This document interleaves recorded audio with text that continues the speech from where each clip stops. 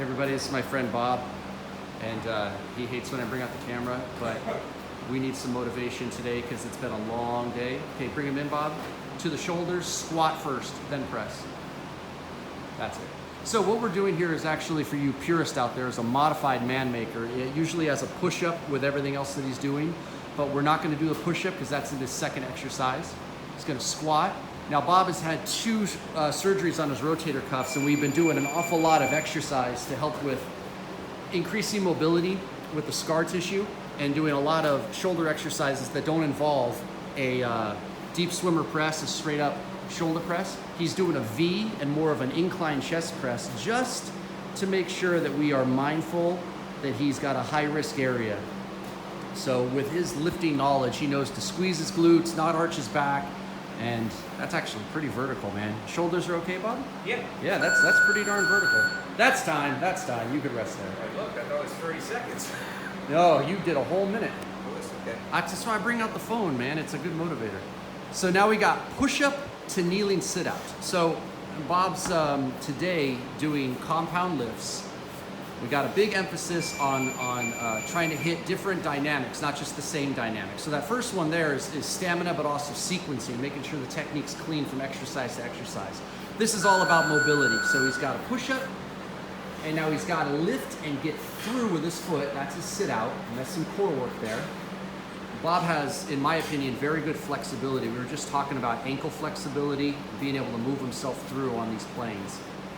You gotta understand, Bob's been up since about 4 this morning. How long was your drive? We won't.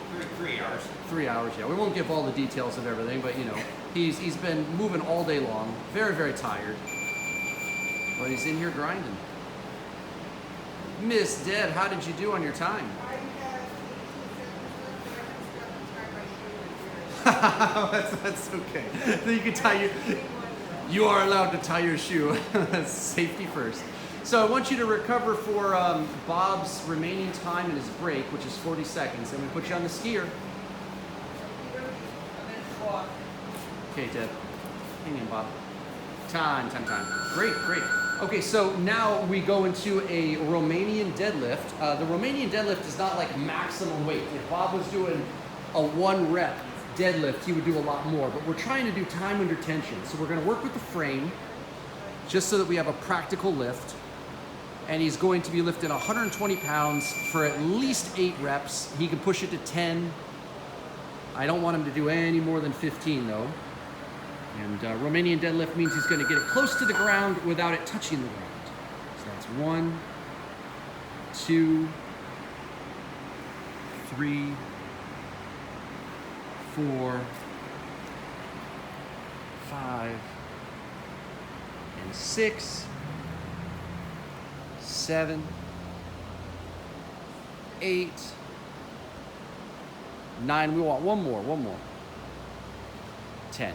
Deadlifts are very, very good compound lift. The problem is it's the #1 exercise for most folks where they overload the weight. And unless you're competing, I really advise against that because there's something called risk versus reward. And I think the risk of getting hurt on a deadlift is almost a guarantee when you go into heavy weight, even with good form. So we're trying to do something that is challenging, but something that's also functional. Like Bob, might lift 100, he's a professional contractor, and he might lift 120 pounds in real life. Now we do some jumping. So we get a little bit of fast twitch on the arms with this tricep pull down, and we're going to leave the ground every time the arms come up. Bob already did 2,000 meters in 10 minutes on the rower, and we did 6 minutes of abs just to get everything set for this. He's already done 1 set of what you're seeing right now. This is the 2nd set, and then I'll turn the camera off for the 3rd one because the 3rd one is usually the gross one. So we started early, just go until we hear the 30-second bell, and that'll be a minute. Yeah, this guy don't believe in breaks. Like that. No.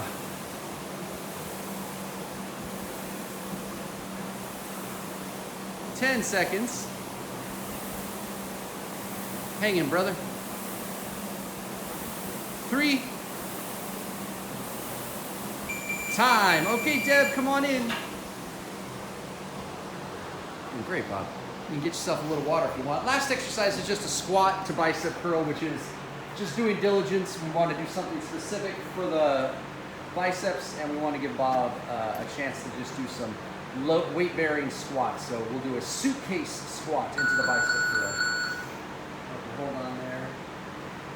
Okay, Bob, go ahead and grab your weight. Deb, standard pulls first. Don't worry, I will not be filming you, just Bob. So standard pulls at the belt. All right, here we go. So suitcase squat, and we're gonna hammer curl. Now he's trying to keep the weight in the heels.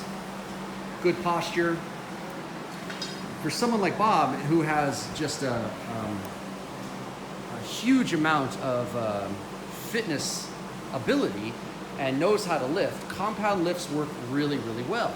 We had not exercised for a while, so we spent a lot of time just doing strength training, which is good for structure, bone density, building the strength, building the stamina, reminding the body how to lift, and now we're putting things together. So if someone's just starting out, or if they are returning, I don't do compound lifts because too much can go wrong. But once they feel really confident with their fundamentals again, it's great to start putting things together into combinations, especially when you're working for stamina and the ability to perform in real life. Last one, Bob. Great job, brother. Walk that off. Rest, Deb. Good job.